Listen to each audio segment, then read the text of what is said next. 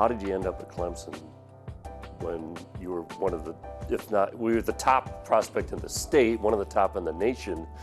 That recruiting fight must have been intense. It was, and Georgia was my first offer. They kind of kicked everything off. They were my first camp that I went to. As going into my sophomore year of high school, they were the first football camp that I went to, and they offered me on the spot. But most definitely, it was a very fun recruiting experience because it was a lot of, my family, we called it fluff. The jerseys, uniforms, food, this, that, and other. But yeah, I guess once I was going into my junior year, it was more so just like a serious type deal. Like, okay, what's the measure that I want to do?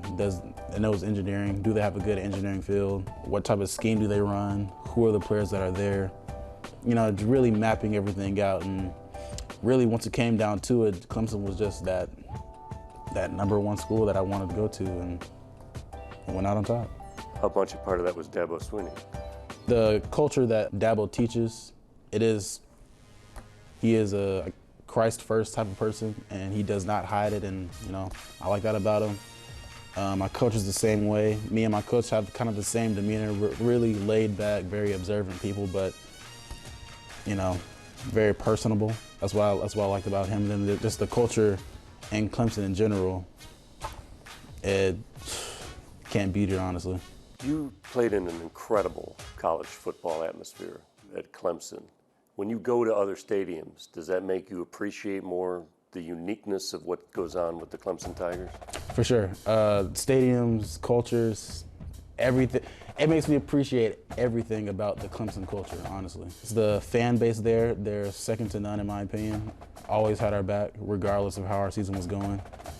And just the camaraderie of the team was always at a high, regardless of what was going on. Tell me about the NIL experience and how that came about. The NIL experience, of course, like when did it start, in like June, something like that, or July?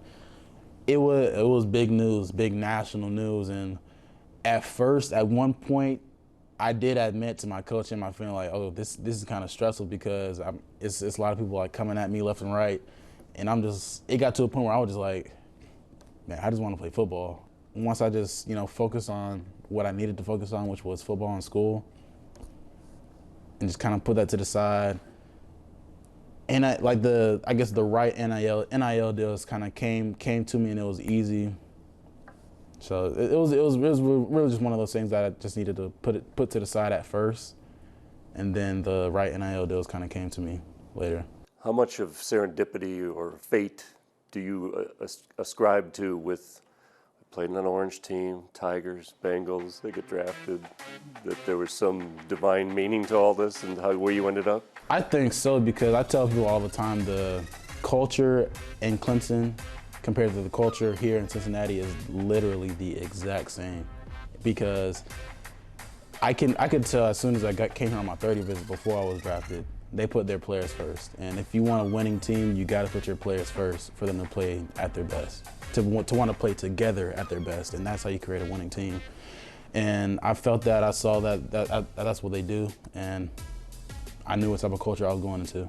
Miles, are you a goal setter? What have you set for this first year in the NFL? I am a goal setter, but I'm most definitely like a daily goal setter, because I do like the short-term process leads to that long-term success, and I really am that, dominate every day, be the best person I can be in whatever I'm doing. That's really what I tell myself every day, honestly.